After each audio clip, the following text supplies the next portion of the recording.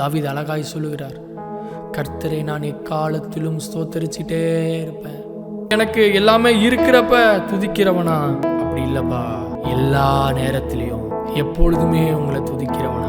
எனக்கு இவர் பெரிய ஆளுங்க, இவர் பெரிய பணக்காரங்க, இந்த மாதிரி சத்தம்லாம் என் வாழ்க்கையில ஒளிஞ்சு போனாலும் ஒரு சத்தம் என் வாயிலிருந்து ஒளியக்கூடாது. என்ன சத்தம்னா, உங்களை துதிக்கிற சத்தம். என் கண்ணு, என் வாய், என் சிந்தை எல்லாமே உங்களை பயத்தோட வர்ஷிப் பண்ணணும்ப்பா, நடுக்கத்தோட உங்களை ஆராதிக்கணும். ஏன்னா நம்ம எல்லாரும் சாதாரண ஒரு கிஃப்டை பெற போல நம்ம எல்லாரும் ஒரு முக்கியமான கிஃப்டை நம்ம வாங்க போறோம். என்ன கிஃப்ட்னா, அந்த அசைவில்லாத ராஜ்.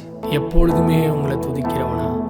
அப்படியே உள்ளத்திலிருந்து என் உயர்விலும் என் தாழ்விலும் என் ஆத்துமா பாடும் அல்லேலூயா.